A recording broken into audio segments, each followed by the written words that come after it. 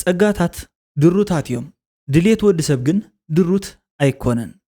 እዚ ድማ መበገስ ሓደ ነገር እዩ ሕጽረት ምክንያቱ እቶም ንደልዮም ነገራት ካብቶም ዓለም ዝሃበትና ወይ ካብቶም ዝተሃቡና ጸጋታት ንልዓሊ ዝበለጹ እዮም ስለዚ እንስእኖን እንረኽቦን ዝበሃል ነገር ኣሎ እንድሕር ዳእሲኢና ድማ ስእነት መበገሲ ኩሉ ነገር እዩ scarcity is the heart of economics ይብሉ ምሁራት እንታይ ማለት እዩ ጸጋታት ድሩታት እዮም ክባል ከሎ resources are limited ማለት እዩ ሕጽር ብዝበለ ቋንቋ ድሌት ደቂ ሰባት ድማ በአንጻሩ ወይ ከዓ ብተቃራኒ ድሩታት ኣይኮኑ ወይ ከዓ ገደብ ይብሎም ኩሉ ነገር ክንረክብ ኣይንኽእልን ዝብል ነገር እዩ እዚ ነገር እዚ ዝሕብረልና ምሽ ስለዚ ሕጽረት ዝበሃል ነገር ኣሎ ሕጽረት ተዘይህሉ ነይሩ ሙሉእ ብሙሉእ ትምህርቲ ኢኮኖሚክስ ወይ ከዓ ስነ ቁጠባ ዝበሃል ነገር ፈጺሙ ኣይመሃለውን ነይሩ ሎማዓንቲ ብዛዕባ ኢኮኖሚክስና ንመሃር ካብ ንእሽለ ጀሚሩ ከሳብ ዝለዓለ እንታይ ማለት ምዃኑ ብፍላይ ከዓ ንዓኻትኩም ሲ ኢኮኖሚክስ ክበሃል ከሎ ብዙሕ ሰብ ክዕልል ከሎ ሕጽር ኢላና ኣእምሮኹም እትቕረጽ ትምህርቲ ኣብ ሎማዓንቲ ስእሊ ስኢለልኩም ገዲፈኩም ንምኻድዩ መጽእ ዘለኹ ሳብስክራይብ ግበሩ ኢኹም ሽደን ሪአክት ስዋኒ ኩሉ ነገር ክትገብር ኣይትኽእልን ምክንያቱ ሕጽረት ዝበሃል ነገር ኣሎ ስለዚ እንድሕር ዳኣ ዝሓጽረካ ኮይኑ ድማ ኩሉ ነገር ክትጭብጥ ስለ ዘይትኽእል ክትመርጽ እዩ ዘለካ እዚ ኮምፓራቲቭ ኣድቫንቴጅ ዝበሃል እንተኾነ ክትመርጽ እንድሕር ዳኣ ኮይንካ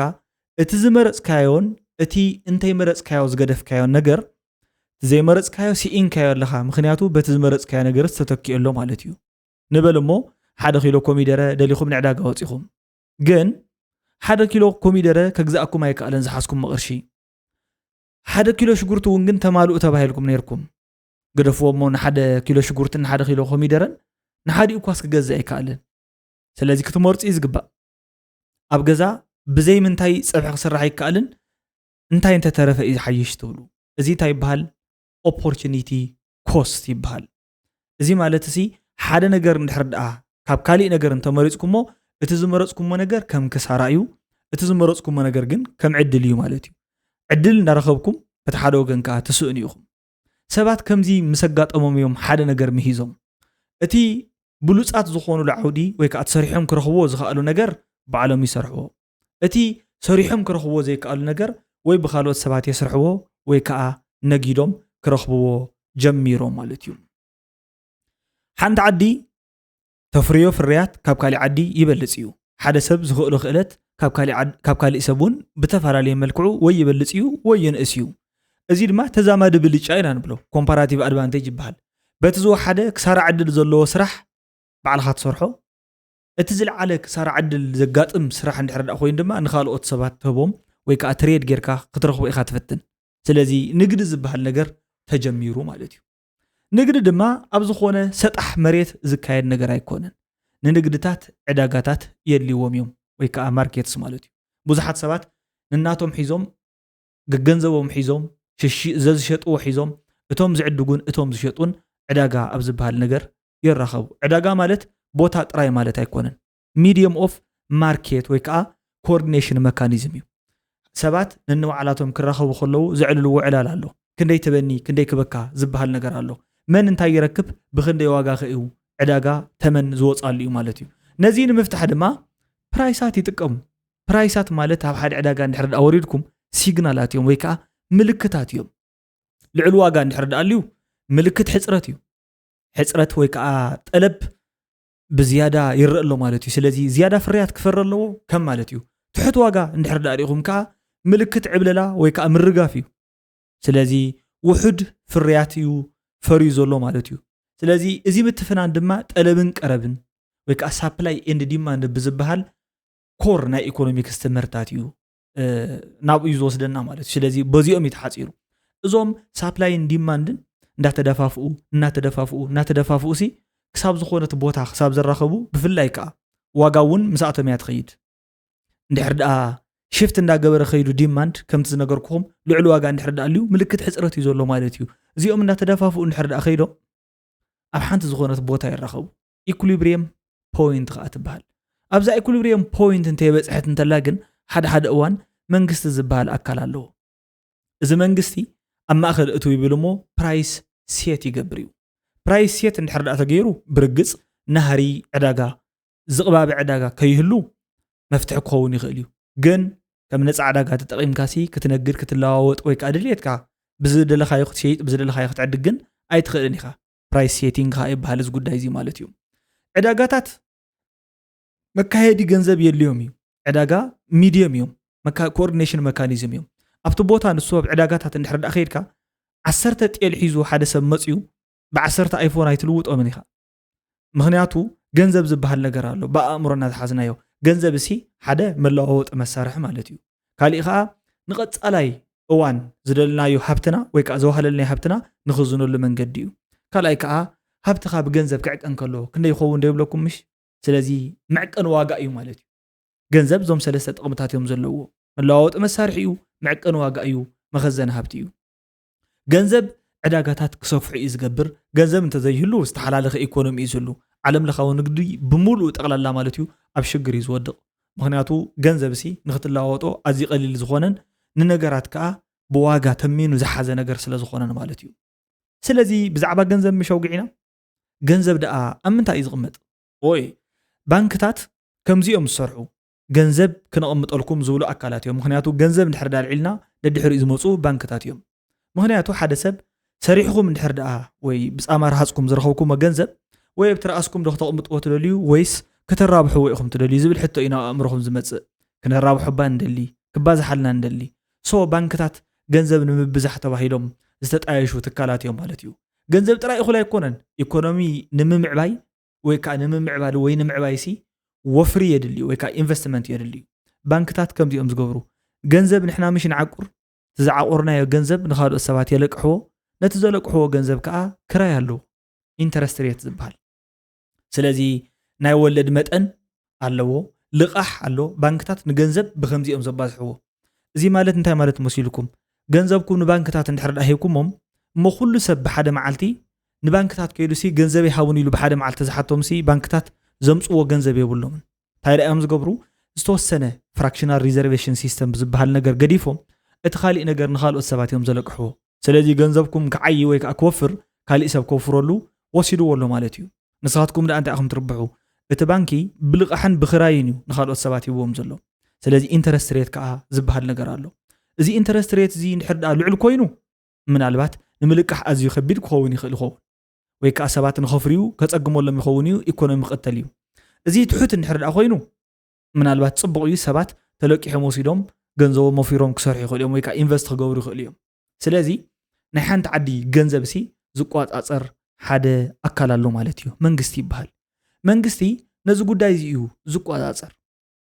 ሞኔታሪ ፖሊሲ እዩ ዘውፅእ ልቃሕ ብኸመይ ክኸውን ከሎ ብኸመይ ክኸውን ኣለዎ ባንክታት ብኸመይ ክጣየሻ ኣለወን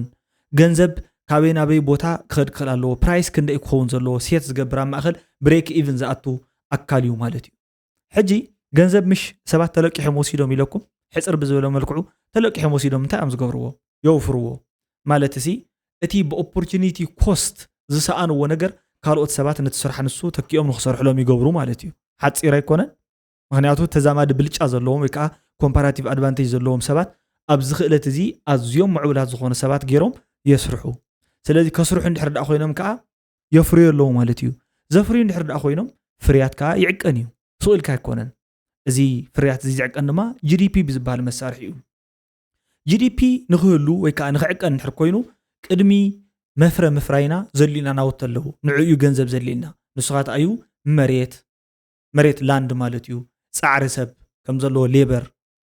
ካብኻ ካፒታል ካ የድልየና መሳርሕታት ካ የድልዩና ማለት ቴክኖሎጂን ውፅኢታትን ንፕሮዳክቲቪቲ የድልዩና ውፅኢታውነት እንተወሲኹ ብኡ መጠን ጂዲፒ ውስኺ ማለት እዩ ግሮስ ዶሜስቲክ ፕሮዳክት ማለት እዩ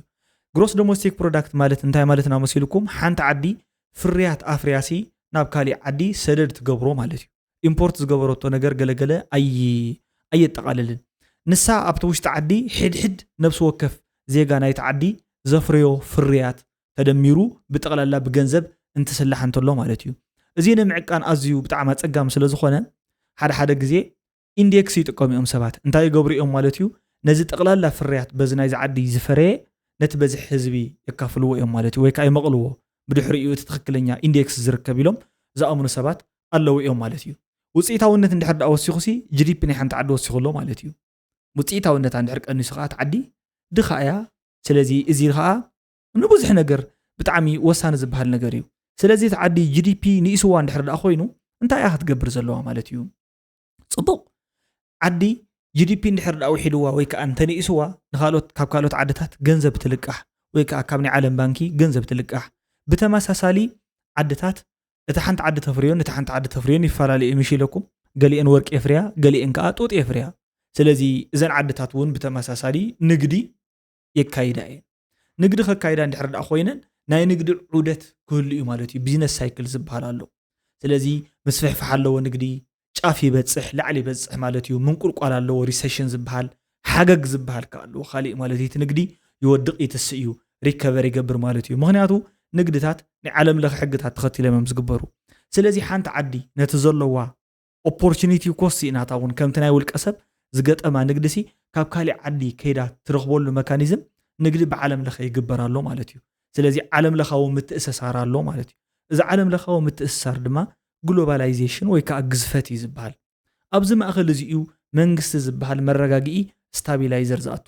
ናይ ገንዘብ ፖሊሲ ወይ ከዓ ሞኔታሪ ፖሊሲ የውፅእ ማእኸላይ ባንኪ መጠን ገንዘብ ወለድ ይቆፃፀር ልዑል ወለድ ኢኮኖሚ የዝሕል እዩ ትሕቲ ወለድ ኢኮኖሚ የተባብዕ እዩ ናይ በጀት ፖሊሲ ክንደይ ክኸውን ዘለዎ መንግስቲ ነቲ ዑደት ንምርግጋእ ማለት እዩ ስታቢላይዘር ኮይኑ ኣብ ማእኸል መረጋግዕ ኮይኑ ዝሰርሕ ኣካል እዩ ማለት እዩ እዚ ንግዲ እንዳማዕበለ ኸይዱ ካብ ውልቀ ሰባት ናብ ዓለም ለኻዊ ምትእስሳር ክኸድ ከሎ እዩ እቲ ግሎባላይዜሽን ዝበሃል ነገር ዝመሃርኩኹም ዝመፅእ ማለት እዩ ሃገራት እውን ፍሉይ ክእለት ከም ዘለዎን ነጊረኩም እየ ናይ ወፃኢ ሸርፊ ዕዳጋ ዝበሃል ነገር ሽዑ እዩ ዝጅምር ምክንያቱ ሓንቲ ዓዲ ወርቂ ተቐርብ እንድሕር ዳ ኮይና እቲ ሓንቲ ዓዲ ከዓ ቡና ተቐርብ እንድሕር ዳ ኮይና እሞ ጂዲፒ ናይተን ዓድታት ዝተፈላለየ እንድሕር ዳ ኮይኑ ከከም ድሌታተን መጠንሲ ብፍላይ ከዓ ገንዘበን ዝተፈላለየ እዩ እቲ ገንዘብ ማለት እዩ እቲ ከረንሲ እቲ ኖትሲ ዝተፈላለየ ዝርዝር ወፃኢ ዝበሃል ነገር ምሽ ትፈልጡ ኢኹም ፎሬክስ ወይ ከዓ ፎሬን ከረንሲ ኤክስቼንጅ ገለ ዝበሃል ትፈልጡ ሽዑ ይመፅእ ማለት እዩ ስለዚ ናይ ወፃኢ ሸርፊ ዕዳጋስ ኣሎ ሎማ ዓንተ ነቐፋ ብብር ክንደይ ውዒሉ ብዶላር ከ እንታይ ውዒሉ ገለ ዝብል ማለት እዩ ስምምዓት ንግዲ እውን ኣለዎ ዓለም ለኻዊ ስለ ዝኾነ ስቑኢልካ ምንጋድ ዝበሃል የለን ሕጂ እቲ ማሽን ዓለም ለኻዊ ኮይኑ ኣብ ሓንቲ ሃገር ክጋጥም ዝኽእል ናይ ቀረብ ፀገም ንኩለን ሃገራት ይፀልዎን እዩ እዚ ጉዳይ እዚ ከዓ ሳፕላይ ሾክ ይበሃል ሳፕላይ ቼን ብሬክ ዳውን ይበሃል ምክንያቱ ብዙሓት ነገራት ምክንያቱ ኣብዚ ናይ ልምቅነ ዝሰማዕኹሞ ሓደ ጉዳይ ምሽ ሰሚዕኹም ኣለኹም ነዳዲ ወሲኹ ሳፕላይ ሾክ ኣጋጢሞ ኣሎ ሳፕላይ ቼን ከዓ ክባታት ክጀሚሮ ኣሎ ሳፕላይ ማለት እቲ ቀረብ ማለት እዩ ዲማንድ ማለት ከዓ እቲ ጠለብ ማለት እዩ ዓለም ለኸ ጠለብ ናይ ነዳዲ ብኡ መጠን ወሲኹ ኣሎ ቀረብ ናይ ነዳዲ ከዓ ብኡ መጠን ቀኒሶ ኣሎ ማለት እዩ ምክንያቱ ኣብ ውግእ ስለ ዘለዋ እዚ ሾክ እንድሕር ዳ ኣጋጢሙ ዓለም ለኻዊ ፀገም ኮይኑ እዩ ዝመፅእ ማለት እዩ ሕጂ እዞም ኩሎም ክነገረኩም ዝዋዕልኩ ናይ ኢኮኖሚክስ ትምህርትታት ሕፅረ ኣቢለ ከዓ ኣብ ባህሪ ወዲ ሰብ ዝተመስረቱ እዮም ባህሪ ወዲ ሰብ ማለት እንታይ ማለት መሲሉኩም እቲ ሕቡእ ጉድለት ባህሪ ወዲ ሰብ ሓደ እዩ እንታብ ዝኸስቦ እቲ ዝኸስሮ እዩ ንወዲ ሰብ ዘፍርሖ እዚ ድማ ቢሄቨራል ኢኮኖሚክስ ይበሃል ሕፅረ ኣቢለ ክነገረኩም ንኣብነት ንስኻትኩም ዝረኸብኩሞ መክሰብ 120,000 እንድሕር ዳ ኮይኑ 5,000 ግን እንድሕር ዳኸሲርኩም ዋላ ወዳዲርኩሞ 115,000 ብልጫ ኣለዎ እቲ መክሰብኩም ግን ኩሉ ግዜ ዘጉየኩምን ዘጣዓሰኩምን እቲ ዝኸሰርኩሞ ነገር እዩ ዛስዋይ ቢሄቨራል ኢኮኖሚክስ ምጽናዕ ዘድሊ ማለት እዩ ስለዚ ቢሄቨራል ኢኮኖሚክስ ማለት እንታይ ማለት እዩ እንድሕር ዳ ደሊኹም ሎሚ ንነብሮ ዘለና ህይወት ካብ መጻኢ ኢና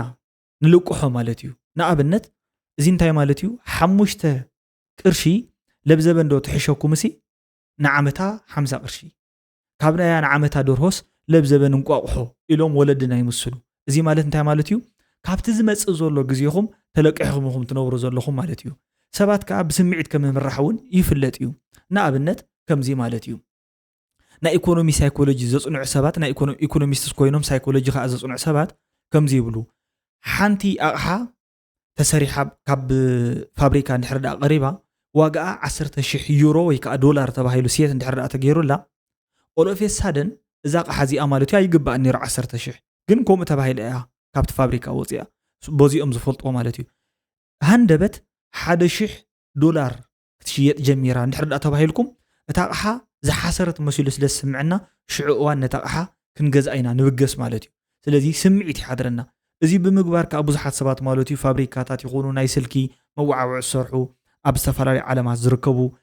ከምዚ ትካላት ናይ ኢኮኖሚ ዘንቀሳቕሱ ዓበይቲ ኢኮኖሚ ጃየንትስ ዝበሃሉ ማለት እዩ ነቲ ኣእምሮ ናይ ደቂ ሰባት ክጥቀሙሉ ይፍትኑ እዚ ከዓ ቢሄቪራል ኢኮኖሚክስ ይበሃል ደቂ ሰባት ምስ ስነ ቁጠባ ዘለዎ ርክብ ፀባይና ወይ ከዓ ሳይኮሎጂና እውን ኣብኡ ዝተደረኸ እዩ እዚ ማለት ካብ ትርፊ ክሳራ የፍርሐና ንእሽተይ ዋላ ክሳራ ይኹን ካብቲ ብዙሕ ትርፊ የፍርሐና ስምዒታውያንና ሃንደበት ንገዝኦም ነገራት ኣለዉ ወፃኢ ንሽንግሊና ማለት ከመይ ንገብር ኢና ካብ ዝመፅእ ግዜ ንልቃሕ ኢና ማለት እዩ በዚ ተተርኢሶም ብዙሓት ስርዓታት ዲቨሎፕ ተገይሮም እዮም እዚ ቢሄቪራል ኢኮኖሚክስ ኣብ ግምት ውሽጢ ብምእታው መንግስታት ነናይ ባዕሎም ዝኾነ ስርዓታት ናይ ኢኮኖሚ ዲቨሎፕ ክገብሩ ክኢሎም እዮም ማለት እዩ ስለዚ እቲ ሓደ እንታይ እዩ ዝበሃል ካፒታሊዝም እዩ ዝበሃል ኣብ ካፒታሊዝም ዕዳጋ እዩ ዝውስን ሕፅር ብዝበለ መልክዑ እቲ ዕዳጋ ይውስን ክበሃል ከሎ ኣብቲ ዕዳጋ ዝቐረቡ ጠለባትን ዲማንድታትን መሰረት ብምግባር እዩ እቲ ፕራይስ ፍላክቹዌት ዝገብር ወይ ከዓ ላዕልን ታሕትን ዝብል ማለት እዩ ምልክት ይምሽለኩም ዋጋ ኣብ እዩ እቲ ትክክለኛ ሳይንስ ዝርከብ ማለት እዩ ቅፅል ኣቢልና ንሪኦ ግን ሶሻሊዝም ዝበሃል ኣሎ መንግስቲ እዩ ዝውስን መንግስቲ ብሬክ ኢቭንስ ዝበሃል ነገራት ኣሎ ኣብ ማእኸል ኣትዩ ፕራይስ ሴት ይገብር ነገራት ከዓ እንድሕር ደኣ ዋጋ ዕዳጋ ናህር እንድሕር ደኣ ከጋጥም ደልዩ ወይ ከዓ ነቲ ዓዲ ኢንፍሌሽን እንድሕር ደኣ ኣጋጢምዎ ኣብ ማእኸል ኣትዩ ማለት እዩ ነቲ ኢንፍሌሽን ክሰትር ወይ ከዓ ንዕኡ ንክፈትሕ ዝገብሮ ናይ ፕራይስ ሴቲንግ ኮንትሮል ሜካኒዝም ኣብ ዕዳጋ ፕራይቬት ኦውኒንግ ፓብሊክ ገለገለ ዝበሃል ነገራት ኣብዚ ወግዕታት እዚ ይመፁ ማለት እዩ ሶ ሕፅር ኣቢለ ናይዚኦም ክልቲኦም ከዓ ዝተሓዋወሰ ኢኮኖሚ ወይ ከዓ ሚክስድ ኢኮኖሚ ክልቲኦም ይውስኑ መንግስቲ እውን ይውስን ዕዳጋ እውን ይውስን ኣብ ገለገለ ቦታታት ዕዳጋ ይውስን ኣብ ገለገለ ቦታታት ድማ መንግስቲ ይውስን ወይ ከዓ ብሬክ ኢቭን ይኣቱ ማለት እዩ እቲ ሙሉእ ሰንሰለት ኢኮኖሚክስ ዝበሃል ትምህርቲ ሕፅር ብዝበለ ቋንቋ ክነግረኩም ከለኹ መጀመርያ ሕፅረት ዝበሃል ነገር እዩ ዘሎ ስኬርሲቲ ዝበሃል ነገር እዩ ዘሎ ማለት እዩ ቅፅል ኣቢሉ ሕፅረት ስለ ዘሎ ኩሉ ደቂ ሰባት ዝደልናዮ ነገር ክንረክብ ስለዘይንደሊ ስለዘይንኽእል ምርጫ ዝበሃል እዩ ክትመርፅ ኣለካ ምክንያቱ ኩሉ ክትረኽቦ ኣይትኽእልን ስለዚ እታ ትረኽባስ ክትመርፅ ክትክእል ኣለካ ማለት እዩ እንድሕር ደኣ መሪፅካ ሓደ ነገር መሪፅ ኣለኹ ማለት ኣነ ግላስ እንድሕር ደኣ መሪፀ ቆቢዕ ገዲፍ ኣለኹ ማለት እዩ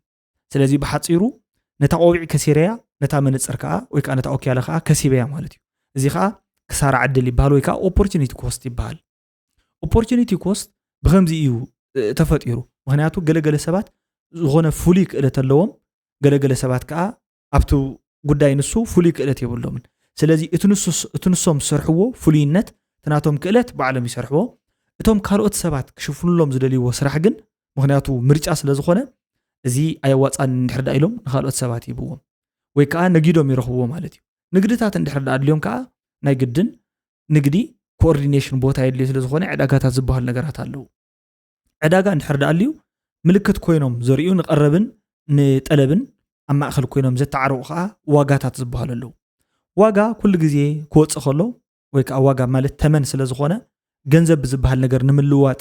ዘመችእን ንዕዳጋ ዘቀላጥፍን ስራሕ ከዓ ገንዘብ ዝበሃል ነገር ኣሎ ገንዘብ ድማ ክባዛሕ እንደልዩ ኢና ባንክታት ዝበሃል ኣለዉ ንዑ ስቶር ዝገብሩ ዝዓቑርዎ ባንክታት ከዓ ንካልኦት ሰባት ኣለቂሖም ፍርያት ዝበሃል ነገር እዮም ዘምፅኡ እቲ ፍርያት ድማ ተዓቃና እዩ ኩሉ ግዜ ወይ ከዓ ዝልካዕ እዩ ብጂዲፒ እዩ ዝልካዕ ጂዲፒ ከዓ ዑደት ኣለዎ ይድይብ ሪከቨር ይገብር ይወርድ ጫፍ ይበፅሕ ገለ እዩ ማለት እዩ ኣብዚ ጉዳይ እዚ መንግስቲ ዝበሃል ነገር ኣሎ መንግስቲ ነቶም ልቕሓትን ነቶም ሸረፍታት ወፃእን ነቶም ተመናትን ነቶም ወለዳትን ሴት ዝገብርን ሬጉሌት ዝገብርን ሕጊ በጀታት ዝብጅትን ሕጊ ዘውፅእን እዩ ማለት እዩ እዚ መንግስቲ እዚ ነቲ ዓዲ ሒዝዋ ማለት እዩ እንድሕር ደኣ ጂዲፒ ኣለዋ ኮይኑ ተዓዲ ናይ ባዕላ ጠንካራ ጂዲፒ ምዕባለ እንድሕር ደኣ ኣለዋ ኮይኑ እቲ ንሳ ዝረኸበቶ ባዕላ ትረኽቦ ንካልኦት ሃገራት ትህበን እቲ ዘይትረኽቦ ድማ ካብ ካልኦት ሃገራት ነጊዳ ክትረክብ ስለ ዘለዋ ከም ውልቀ ሰብ ዓለም ለኻዊ ንግዲ ትገብር እዚ ዓለም ለኻዊ ንግዲ እዚ ድማ ዓለም ለኻዊ ምትእስሳር ይፈጥር ንሱ ከዓ ግሎባላይዜሽን ይበሃል እዚ ግሎባላይዜሽን ድማ ኣብ ስነ ኣእምሮ ደቂ ሰባት ኣብ ቢሄቪራል ኢኮኖሚክስ ዝተመስረተ እዩ ቢሄቪራል ኢኮኖሚክስ መሰረት ብምግባር ድማ ስርዓታት ተጣይሾም ካፒታሊዝም ሶሻሊዝም ሚክስድ ኢኮኖሚ ዝበሃል ኢኮኖሚክስ ብ20 ደቂቃ እንድሕር ደኣ ደስ ኢለኩም ኮይኑ ናይ ሎማዓንቲ ቪድዮ ቁም ነገር ተረኺብኩምሉ ሳብስክራይብ ገበርዎ ተዘይረኺብኩምሉ ከዓ ርእይቶ ሃቡ መእረምታ ኣግደፉ ልዋም ቅነ ሰላም ጉድ ላይት ንሓና ሕድርታ ሓዋት ዘይማንስቱ እዩ